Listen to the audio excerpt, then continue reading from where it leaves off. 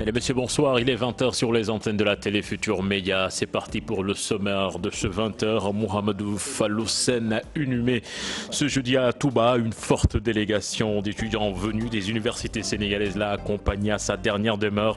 Pendant ce temps, le garde des Sceaux annonce que l'enquête sera bouclée d'ici dimanche. Pèlerinage à la Mecque, le ministre des Affaires étrangères rassure les pèlerins des voyagistes privés. Le transport devra se faire dans le respect des cahiers des charges selon Maître Sidiki Kaba. Et puis mondial 2018, Aliou Cissé lâche sa liste des 23 sans surprise. Le sélectionneur est resté fidèle à son groupe de performance. Les détails à suivre dans la page des sports. Voilà le sommaire de ce 20h. Tout de suite le développement.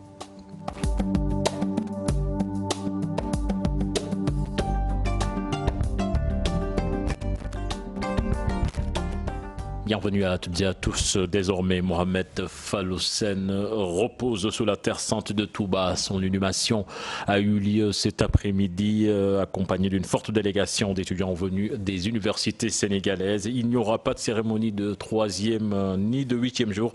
La levée du corps a eu lieu ce matin à l'hôpital régional de Diourbel. Les détails dans cette correspondance signée Babacar Diouf et Ndongo Ndiaye. Il y avait foule et beaucoup de bruit. Les étudiants, à côté des parents et du guide religieux du disparu, ont conduit les opérations sous une forte chaleur en ce début du mois de Ramadan dans le Bawa.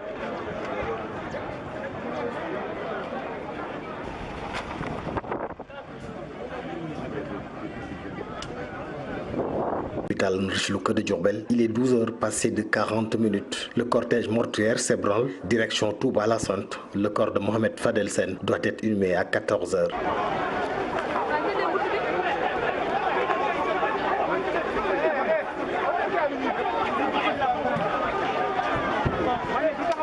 Personne ne pouvait se retenir. La tristesse était à son comble. Comme des mouches intoxiquées, les compagnons du défunt tombent en 5 ans.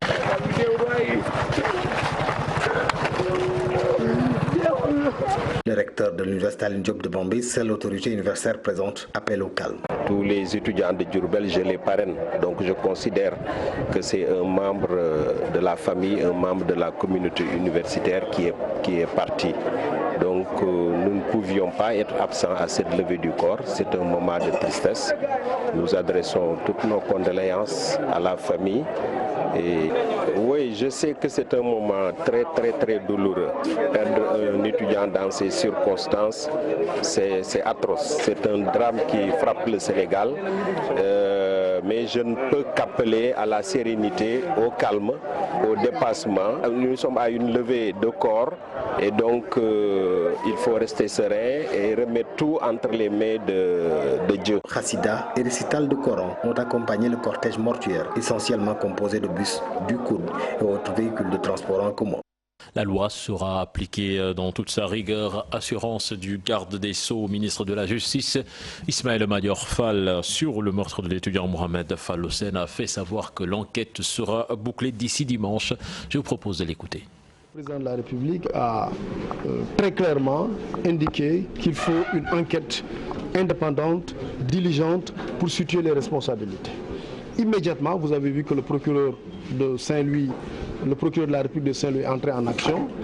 Il a fait sa conférence de presse et au cours de cette conférence de presse, il a communiqué les éléments d'information que l'enquête a permis déjà d'avoir, notamment les résultats de l'autopsie. Et comme le procureur l'a très bien annoncé, l'enquête sera bouclée au plus tard à la fin de la semaine, les responsabilités seront situées et la loi sera appliquée dans toute sa rigueur. La gendarmerie peut-elle mener l'enquête sur la mort de l'étudiant Falloussen, sachant qu'elle est impliquée dans cette affaire? Oui, selon Maître Amadou Alikane, qui invoque le code de justice militaire. L'avocat soutient que le procureur de Saint-Louis est en phase avec la légalité. Nous l'écoutons avec Ibrahim Akan. Le procureur de la République de Saint-Louis est conforme avec la loi. La loi, à savoir le code de justice militaire, dit que lorsque un délit, une contravention ou un crime est commis par un militaire dans le cadre de son service,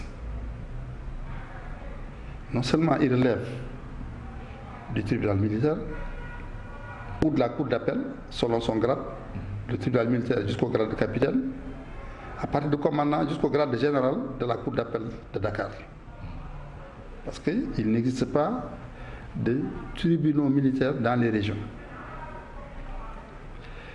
Ensuite, la procédure qui est appliquée, c'est la procédure pénale militaire, telle qu'elle est indiquée dans le Code de justice militaire. Et c'est ça qui fait que quelqu'un qui n'est pas militaire, qui ne connaît pas les règlements militaires, ne peut pas mener une enquête qui concerne un militaire agissant dans le cadre de son service. En l'occurrence, le gendarme. En l'occurrence, un gendarme. C'est la raison pour laquelle c'est les gendarmes qui, de par la loi, ont compétence pour mener l'enquête. Et puis le Sud-Est tient pour responsable l'État du Sénégal de l'assassinat de Mohamed Fallou-Sène. Le syndicat unitaire et démocratique des enseignants du Sénégal exige la mise en place d'une commission d'enquête indépendante. Fatou Bintou Conté. La mort de l'étudiant Mohamedou Fallou-Sène continue de faire des vagues. Cette fois-ci, c'est le Sud-Est, syndicat unitaire et démocratique des enseignants du Sénégal, section des universités, qui est monté au créneau et pointe un doigt accusateur, l'État. La responsabilité incombe totalement à l'État. Il y a un adage qui dit que les mêmes causes produisent les mêmes effets. Vous avez des étudiants régulièrement boursiers. Ces étudiants régulièrement boursiers ont besoin de disposer de leur bourse à la fin du mois.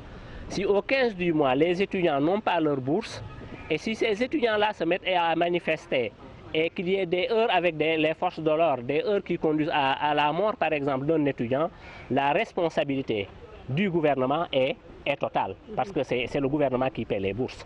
Ces professeurs d'université exigent la mise en place d'une commission d'enquête dont ils feront partie pour plus de clarté. Le exige, pour que cette affaire Fallou-Sène ne connaisse pas le même sort que l'affaire Bassirou Faye, et beaucoup plus tôt de l'affaire Ballagaye, le Sud-Est exige la mise en place immédiate d'une commission nationale d'enquête indépendante.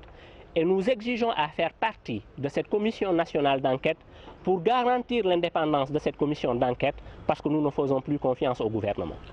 Pour le moment, le Sud-Est est en grève de 48 heures renouvelable, ce vendredi encore pour 24 heures. On a eu une grève de 48 heures qui finit aujourd'hui. Nous reconduisons une grève de 24 heures demain dans toutes les universités publiques du Sénégal.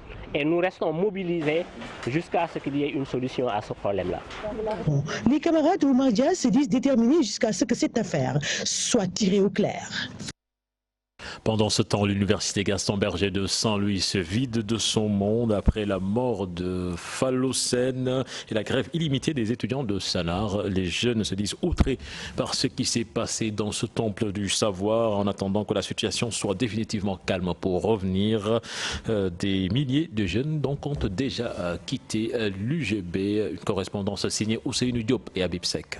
À l'université de Saint-Louis, les étudiants ont décrété une grève illimitée après la mort de Fallou-Sène mardi dernier.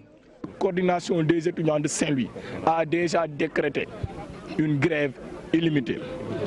Maintenant, par rapport aujourd'hui au fondement de la lutte, je pense qu'on a dépassé l'époque du retard du paiement des bourses. Après l'annonce de la décision prise par les pensionnaires de Sanar, les étudiants ont plié bagages. Ils ont comme mot d'ordre venant de leurs parents de regagner leurs localités respectives en attendant que la situation revienne à la normale.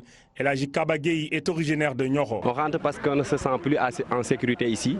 On est peur, on est inquiet de ce qui s'est passé hier. Bon, vu qu'on s'est réveillé, automatiquement on vit les forces de l'ordre se battre contre nos camarades étudiants. Et un de nôtres se fait tuer, donc voilà, on ne se sent plus en sécurité ici. J'habite de très loin ici, presque Posker Aïb, frontière Gambie, mais je suis obligé. Même situation pour Djigomdour, étudiant à l'université de Saint-Louis et originaire de Mbour. Oui, effectivement, parce que depuis hier, nos parents ne cessent de nous appeler, parce que pour eux, nos parents nous appellent pour nous dire qu'il faut venir parce que vous n'êtes plus en sécurité, vu ce que les journalistes leur montrent. On risque de ne plus pouvoir continuer l'année en tranquillité. Ici, après les perturbations notées quelques mois après le démarrage de l'année universitaire, les étudiants sont très inquiets. Ils sont tous touchés par ce qui s'est passé mardi dernier. Pour cette étudiante à l'UFR des civilisations, religion, arts et communication, les pensionnaires de Sanar retournent au Bercail pour mieux digérer la situation. Nous savons, c'est parce que les enfants n'étudient pas dans les universités publiques ni dans les écoles publiques, raison pour laquelle on peut dire que ce qui nous arrive dans ces universités-là les importe pas. À chaque fois qu'il y a ces genres de situations, ils essaient de prouver qu'ils sont avec nous, alors que au fond de nous, on sent que tel n'est pas le cas. L'université se vide petit à petit de son monde, mais beaucoup d'étudiants rencontrés lors de ce reportage ont promis de revenir dès le retour au calme à l'UGB. Ces récents événements survenus à l'UGB ont prétexte pour la Téléfutur Média de s'intéresser à cette institution universitaire renommée d'excellence. Deux anciens reviennent ici sur les débuts de l'UGB qui a subi des ramifications de 600 étudiants en 1990. Elle est passée à plus de 14 000 étudiants aujourd'hui. Aminata Mbaresso. Cher Diop, cher Tidiane Dieye, deux anciens de l'université Gaston Berger de Saint-Louis. Actuellement journaliste à la RTS Radio, Cher fait partie de la première promotion de l'UGB. En 1990, année de son entrée dans cette institution universitaire, c'était ça. Nous, on n'était pas nombreux. Je prends le cas de mon département. Nous étions 50 étudiants au départ. Disons que 50 étudiants, c'est la moitié d'ailleurs d'une classe actuellement dans certaines parties du Sénégal. Alors, mais au bout du compte, quand on est arrivé en année de maîtrise, on s'est retrouvé avec un nombre de 48. Entre Cher Diop et Cher Tidiane Dieye, il y a eu 2 années de décalage.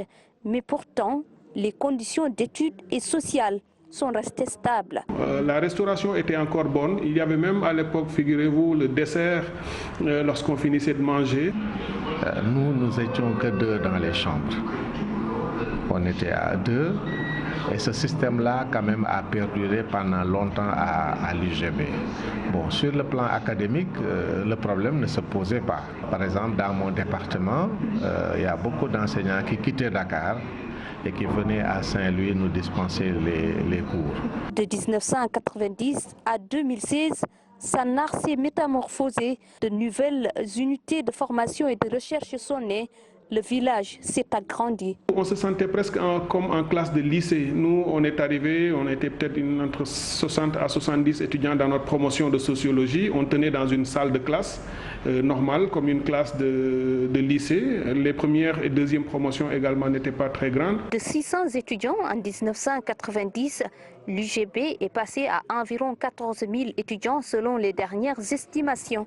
Une nouvelle configuration qui change le quotidien des Sanarois. Aujourd'hui, je crois que c'est quand même une université qui, du point de vue du nombre, a reçu peut-être beaucoup plus qu'elle n'est en capacité de recevoir. Je crois que l'État a failli à ce niveau-là d'aller dans une logique du quantitatif et de la statistique. L'université Gaston Berger aurait pu ou dû rester une université d'excellence assumée avec un nombre d'étudiants qu'on peut gérer et maîtriser. Les récents événements survenus dans cette université, ces deux anciens le déplorent. Ils appellent à des concertations avec l'ensemble des acteurs, administration comme étudiants, pour redonner à l'université Gaston Berger de Saint-Louis son lustre d'antan. Aminata Mbaresso, les failles notées dans le paiement des bourses des étudiants inquiètent l'ancien directeur des bourses. Ousseynou Goumbala pense que l'État du Sénégal doit en faire une question prioritaire. Il reste tout de même pessimiste quant à un audit du système de paiement pour régler les choses. Je propose d'écouter, il est interrogé par Mambiram Diouf. De l'enseignement supérieur à leur décharge, ça je peux vous le dire, il y a rarement de retard parce que les états sont mensuels et chaque mois, le 13 ou le 14, les états sont faits. Maintenant, le retard des paiements se trouve au niveau des finances, entre la banque et le ministère des Finances. Si après paiement, les banques sont remboursées, il ne doit pas y avoir de problème. Maintenant, ce que je me pose comme question, est-ce qu'il y a cette fluidité, cette collaboration qu'il doit y avoir entre le ministère des Finances et le ministère de l'Enseignement supérieur? Je crois que ce problème est récurrent. Je ne pense pas qu'un audit puisse le régler. Chaque année, il y a énormément de bacheliers qui arrivent à l'université, qui arrivent au niveau des écoles. La meilleure des solutions serait aujourd'hui de diriger chaque université régionale en académie et d'affecter le paiement des bourses aux agences comptables des universités. Comme c'est comme le paiement des salaires des enseignants se fait aussi au niveau des agences comptables. Nous parlons à présent de toute autre chose avec l'État du Sénégal qui veut surmonter les obstacles sur l'application des peines alternatives. Les commissions chargées de l'aménagement des peines ont reçu des directives de la tutelle. C'est ce qu'a fait savoir Ismaël Madior Fall. Le garde des Sceaux a présidé ce matin l'atelier organisé par l'Observatoire des lieux de privation des libertés. Une rencontre sur l'application des peines alternatives et l'aménagement des peines. Compte rendu signé Al-Hassan Ba et Mohamed Dian. Aux personnes privées de liberté. L'application des peines alternatives s'impose face au surpeuplement carcéral. La loi existe déjà et selon le ministre de la Justice, des orientations sont données en ce sens aux commissions chargées de l'aménagement des peines. Si on fait l'objet d'une condamnation inférieure ou égale à 6 mois, on peut bénéficier d'une dispense de peine. Et cela, aujourd'hui, fait l'objet d'une application. Il y a un dispositif d'aménagement des peines et un dispositif de peines alternatives qui n'était pas optimal. Mais nous avons pris des décisions pour que les commissions chargées de l'aménagement des peines fonctionnent maintenant de façon régulière. Quelles sont ces peines alternatives? Ces peines alternatives peuvent être le sursis, ça peut être une dispense de peine, ça peut être l'ajournement, c'est-à-dire que ça peut être la semi-liberté accordée à un prisonnier. Mais de tout cela, on peut le prononcer, mais avant tout, il faut qu'il y ait un soubassement, il faut qu'il y ait des mesures d'accompagnement. 10 045 détenus pour 4 224 places, alarmant, mais le Sénégal s'est engagé à corriger pour les longues détentions en matière criminelle. Une réforme est prévue pour un encadrement. Parce que vous le savez, aujourd'hui, les cas de longue détention que nous avons dans les prisons, c'est des cas qui ne s'appliquent qu'en matière criminelle. Parce qu'en matière délictuelle, ce n'est plus possible. C'est en matière criminelle qu'on a quelques cas de longue détention. On en a aujourd'hui à peu près 300 cas de longue détention.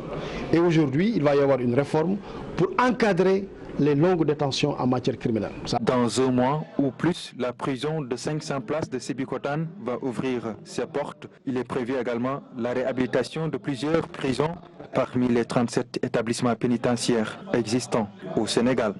Procès Imam Dao et compagnie, premier jour des plaidoiries de la défense. Pour l'essentiel, les avocats ont demandé l'acquittement de leurs différents clients. Les plaidoiries donc vont se poursuivre demain en récit signé d'Issa Prera. Tous les avocats de la défense qui ont pris la parole ont demandé soit l'acquittement pur et simple, soit l'annulation des poursuites contre leurs clients. Maître Ndene Ndiaye, d'abord, le conseil de Mohamed Ndiaye estime dans sa défense qu'en aucune façon le parquet n'a été capable d'établir une seule preuve de toute l'accusation portée contre son client. L'avocat de rappeler que son client a toujours rejeté les faits qui lui étaient reprochés. Association de malfaiteurs, apologie du terrorisme, financement et blanchiment de capitaux, entre autres griefs portés contre Mohamed Ndiaye. Ce sont ces mêmes accusations qui sont portées à l'encontre de Salou Ndiaye. Ce voisin de l'imam Dao a rejeté toutes les accusations également portées contre lui. Concernant Salou Ndiaye, ses avocats diront qu'aucun fait ne peut lui être reproché. Maître Boubacar Sissé estime que le procureur n'a aucune base légale pour poursuivre son client. De ce même client, Maître Etienne John va appeler à l'annulation pure et simple des poursuites. Pour Abdou Hakim Mbaké Bao, lui, le procureur avait requis la perpétuité. Mais devant le juge, Maître Ousmane Thiam évoque la démence. L'homme souffrirait de troubles comportementaux extrêmement graves. L'avocat d'interpeller l'article 50 du Code pénal.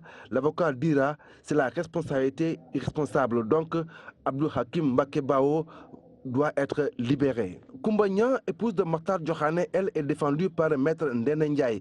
Comme ses prédécesseurs aussi, l'avocat a demandé la relaxe pure et simple de sa cliente, qui, selon lui, n'a commis qu'un seul tort, être l'épouse de Makhtar Diokhane.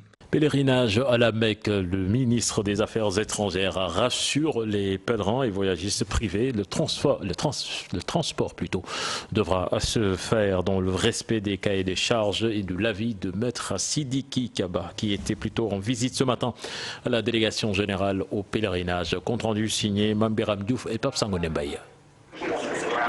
Venu s'enquérir de l'état d'avancement des travaux au niveau de la plateforme, le ministre des Affaires étrangères a fait un tour au niveau des différents compartiments, accueil et orientation, inscription, enregistrement, visite médicale.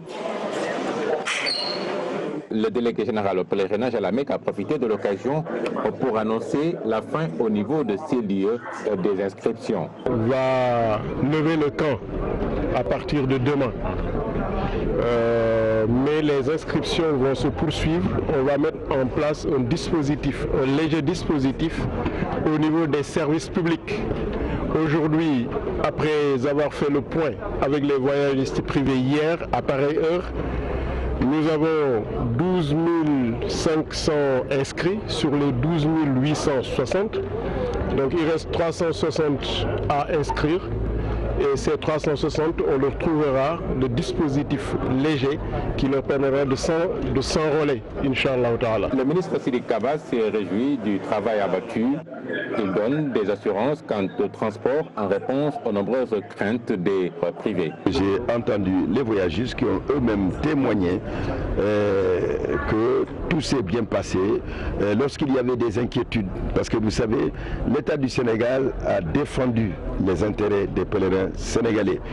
Le président de la République Macky Sall avait demandé, lorsque nous avait été affecté une compagnie qui n'avait pas l'expérience requise par rapport à celle qui travaillait d'habitude avec le Sénégal, il a demandé aux autorités saoudiennes de nous permettre cette année de continuer à travailler avec la compagnie Flynas. Les dispositions sont prises pour une réussite du Hajj cette année, selon le ministre Sidiki Kaba, déjà avec le premier vol pour le 4 août et le séjour qui va durer 4 jours. Premier jour du mois du Ramadan à Rufisque n'est pas sans conséquence sur les habitudes des populations. Une première journée difficile à gérer et des horaires de travail qui changent également. C'est ce que nous allons voir dans cette correspondance signée Ousseynou Thiam et Ahmadou Bamba Samba. À l'instar des autres localités, les Rufisquois vivent avec les mêmes habitudes ce premier jour de Ramadan. Madame Pouy est secrétaire dans un siège syndical. Elle prie pour avoir les forces nécessaires afin de respecter les recommandations liées à ce mois béni. Nous rendons grâce à Dieu et nous demandons des forces à Dieu pour pouvoir gérer le Ramadan comme il se doit. Kébé est gérant de place d'affaires. Pour lui, c'est normal de ressentir quelques signes de fatigue. Le premier jour de Ramadan, on le débute avec un peu de calmeté. On n'a pas vu beaucoup de personnes dans notre travail. En plus, on n'a pas pris de déjeuner. Ça peut jouer. Même sentiment pour ce vigile d'un immeuble collectif. Cette première journée de Ramadan, vraiment, ça va, mais pas du tout mal, pas du tout, parce qu'il fait un peu froid. Bon, c'est pas du tout chaud. Tous, ils comptent réaménager leur horaire de travail pour mieux adapter leurs activités à ce mois de Ramadan. On a changé nos horaires parce qu'auparavant, on venait de 8h à 17h. Mais vu que nous sommes au mois de Ramadan et je dois gérer mon foyer, on a vu nécessaire de changer nos habitudes. Pour les horaires de travail, il y a beaucoup de changements. Les gens ne viennent pas très tôt. Ils attendent 10h, 11h pour venir travailler. Pour les heures de descente aussi, on descend à partir de 18h. Les heures vont changer, ça ne va pas être comme d'habitude, mais D'habitude, vous descendez à quelle heure? À 18h30. Maintenant, avec le Ramadan, j'essaie de descendre à partir de 17h30. Service quoi a pris pour l'union des cœurs et des esprits dans le Sénégal de paix et de prospérité. Le pèlerinage marial de Popenguine, la 130e édition, c'est dans quelques jours. Le personnel de santé et agents du service d'hygiène sont à pied d'œuvre pour assurer une bonne couverture médicale de l'événement. Des innovations de taille sont apportées cette année. Le ministre de la Santé, accompagné du médecin-chef régional de Thiès, était à Popenguine pour s'enquérir de la situation. Un reportage signé nos correspondants Charanta Diop et Seylatia. Le ministre de la Santé, Abdoulaye Diouf Sarr, accompagné du médecin-chef de la région de Thiès et de l'équipe cadre de la région médicale, a rendu visite d'abord aux agents du service d'hygiène qui sont déjà à pied d'œuvre pour assurer une couverture sanitaire de l'événement. Nous sommes ici à Popenguine depuis avant-hier, depuis dimanche, donc pour assurer une couverture sanitaire de l'événement qui consiste à sécuriser en tout cas les pèlerins dans le sens de la lutte antivectorielle. Il y a de grandes cuisines que nous allons encadrer. Un important dispositif sanitaire est mis en place pour une bonne prise en charge médicale des pèlerins. Cette année, nous allons mettre en place 16 postes médicaux avancés, dont les 13 seront installés autour du sanctuaire pour permettre en tout cas que la prise en charge soit beaucoup plus efficace et efficiente. La prise en charge des pèlerins, je tiens à le signaler, c'est une prise en charge qui est gratuite au niveau de tous les sites. Le ministre de la Santé, Abdoulaye Diouf Sarr, se réjouit du travail effectué sur le terrain. Tout est bien donc installé. Chez le médecin-chef de la région est d'ailleurs sur site, il ne bougera pas pour faire en sorte que tout se passe très bien en rapport avec le district. Dispositif logistique qu'on a déployé, c'est un dispositif vraiment qui est assez optimal. Le montant du matériel médical a connu une hausse cette année, estimée à 90 millions de francs CFA. Le chef de l'église catholique de Popenguine se félicite de cette belle initiative. Deux artistes, l'un photographe, l'autre peintre, se retrouvent autour d'une exposition 90 minutes Dream. Ils dressent les portraits en grand format de joueurs professionnels, jeunes ou même d'anciens joueurs. Tous ont la même passion, le ballon rond, avec des expériences différentes. Aïssa Topaï et Abdoulaye Diallo. Le projet est juste Bastien et Philippe croisent pinceau et appareil photo autour de différents joueurs de foot. Tranche de vie racontée, histoire de 11 footballeurs immortalisés. Dans 90 Minutes Dream, les deux artistes dressent leur portrait sur un thème, le football, sport, roi. L'objectif, c'était de travailler avec Ben et de trouver un moyen, justement, à travers un prisme d'une question particulière, d'ouvrir sur la grande histoire à partir de la petite. On devait d'abord travailler en Gambie, ensuite sur la communauté artistique, et puis finalement, on a travaillé pour diverses raisons sur la thématique du football, qui n'est pas une thématique de prédilection pour moi, mais à travers laquelle on parle de plein de choses différentes. La manière dont on a travaillé, c'est d'aller dans différents quartiers, rencontrer des gens qui ont dédié ou qui dédient leur vie au football, des jeunes de 12 ans jusqu'à des anciens internationaux de plus de 70 ans. Et chaque histoire particulière est une espèce de leçon sur ce qu'est l'histoire de l'homme en général. Le visiteur commence entre l'expérience de l'autre. Et ça, c'est mon objectif, pour reconceptualiser le thème du foot. 90 minutes de rêve, une création artistique, tout un partage d'expériences. Avant je commence le portrait, c'est important, je comprends l'autre, l'expérience, oui. Et j'avais un intérêt en la relation de chance et d'identité. Et c'est impossible pour comprendre la langue et le tableau avec pas comprendre l'histoire personnelle avant. Et aller voir ces personnes qui se dédient à ce sport-là, c'est parler de déterminisme, c'est parler de la famille, c'est parler de la société, c'est parler du marxisme, de l'opiniâtreté, c'est parler du courage. C'est aussi une mise en garde pour tous ces jeunes joueurs qui gardent l'espoir un jour de réussir dans ce sport. Il y a beaucoup de tromperies ici aussi par rapport à... Et leur dire faites attention.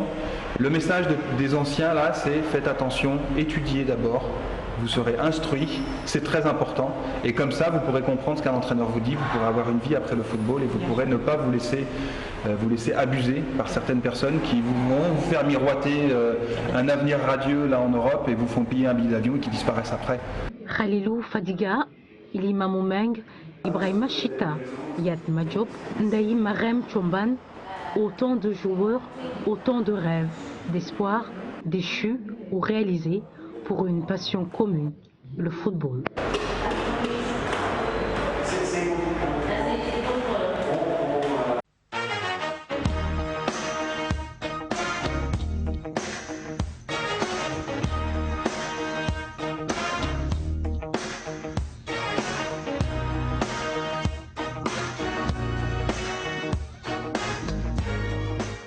L'événement de ce jeudi, c'est la liste des 23 pour la Coupe du Monde de Russie 2018 qui a été dévoilée. Le sélectionneur national lui aussi s'est resté dans sa logique de sauvegarde de son groupe de performance depuis sa nomination. À part des nouveaux Mbaye et Alfred Gomis, Cissé a reconduit pratiquement sa liste de la CAN 2017. Il faisait face à la presse cet après-midi, compte rendu signé sur Sadibou Diarra, Adi Atala et Younous Diatta. Pas de surprise dans la liste des 23 joueurs de l'équipe nationale du Sénégal pour la Coupe du Monde de Russie 2018. Le sélectionneur Aliou Cissé opte pour la continuité avec les retours des défenseurs Karambo et Saliou Ciss. Cette sélection exprime avant tout un souhait de continuité et de cohérence, mais également cherche à répondre à des impératifs de la compétitivité de la part de nos joueurs afin de mieux servir nos couleurs. Durant 3 ans, la sélection, la tanière, a su créer des conditions pour progresser et aller vers l'avant au niveau de ses résultats. Il est donc capital pour moi de préserver cette dynamique positive. 3 gardiens de but, 6 défenseurs, 5 milieux de terrain et 8 attaquants composent la liste non élargie des Lions pour le mondial.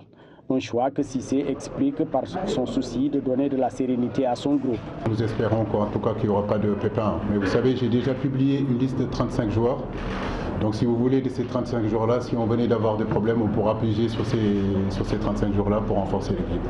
Mais une question de confiance, une question aujourd'hui, à un moment donné, que les garçons qui ont été pris ne se posent pas trop de questions et qui se préparent vraiment dans de meilleures conditions pour commencer le premier match contre la Pologne. La première phase de la préparation des Lions débute ce lundi à Sali. Elle sera adaptée à la saison en club de chaque joueur. Les joueurs seront là à partir du lundi. D'autres m'ont demandé de rester peut-être 2 jours parce que leur championnat finit ce dimanche-là. Donc on a décidé de leur laisser 2 jours avant le 23. Le groupe sera au complet et on ira prendre le drapeau chez le président et partir après sur notre camp de base à Vittel. On n'ira pas là-bas en tourisme. On ira là-bas vraiment avec des joueurs déterminés, solidaires, qui vont travailler vraiment pour essayer de tirer le maximum de cette équipe-là, le maximum de ces jours-là pour réaliser un grand exploit. Adam Mbeng, Fallou Diagne, Henri Sévé et Famara Diédhiou sont les réservistes de la sélection nationale qui espèrent aller le plus loin possible dans la compétition en Russie. La Coupe du Monde, rappelons-le, que vous pouvez suivre sur les antennes du groupe Futur Média. La présence de Saliou Ciss et Mbaye dans la liste des 23 pour le mondial russe sont très discutables de l'avis du journaliste de la RFM Babacar Fall. Ce dernier aurait préféré voir à leur place le défenseur de Dijon, Papi Guilabodji, et l'attaquant Mbaye Diagne en grande forme dans le championnat turc. Nous l'écoutons au micro de Cher Sadibou Diarra. Vous mettez quand même Saliou Ciss, il y a à revoir. Vous laissez de côté Guilabodji qui est un défenseur central par définition mais quand même polyvalent. Vous faites venir en attaque Mame Biram Diouf en fin de saison en première ligue qui revient un tout petit peu. Mais Mbaye Niang avec le Torino, c'est pas terrible. Mbaye Niang, il joue depuis 10 ans dans le haut niveau. Il n'a jamais marqué 7 buts dans une saison. Même Kalidou Koulibaly, défenseur, marque plus que Mbaye Niang. Donc vous laissez de côté un Mbaye Diagne par exemple qui joue en Turquie, comme quand même un grand championnat de football la Turquie. Et arrivé en janvier dans son club, il marque 11 buts. Bon, apparemment, Aliou Cissé tient à l'histoire parce que ce groupe a une histoire, une grosse complicité avec ses joueurs. Ben maintenant, il a fait ses choix. On peut faire toutes les lectures qu'on veut, mais bon, c'est sa liste, il l'assume. On verra pendant la Coupe du Monde ce que ça va donner. Pour une bonne performance de l'équipe nationale du Sénégal, la balle est dans le camp des joueurs selon Abdoulaye Sow, le deuxième vice-président de la Fédération sénégalaise de football, soutient que toutes les conditions de performance sont ou seront réunies de Sali à Moscou pour mettre à l'aise ces lions. Nous l'écoutons. Préparation à Dakar comme à Vittel, comme dans les différentes villes où nous allons jouer les matchs amicaux, toutes les dispositions organisationnelles. en Russie aussi, que ce soit à Kalouga, que pour nos matchs, au cours de matchs, parce que nous nous déplacerons à Moscou, à Ekaterinbourg, nous nous déplacerons aussi à Samara. Dans ces villes-là, les hôtels ont été réservés et payés. Ce qui veut dire qu'aujourd'hui, on n'aura aucune difficulté organisationnelle. Le reste aussi sur le terrain, il n'y a pas de difficulté. Le coach Aliou Cissé et moi avions fait une mission. Aujourd'hui, sur ce plan-là, nos amis russes sont suffisamment prêts. Et il reste maintenant le dernier cours, c'est que les joueurs soient au top pour le 19 contre la Pologne. Alors, c'était le dernier élément de ce journal. Le prochain rendez-vous pour l'information, ce sera à 0h avec le tout en images. Excellente suite de programme en compagnie de la Télé Futurs Médias. Au revoir.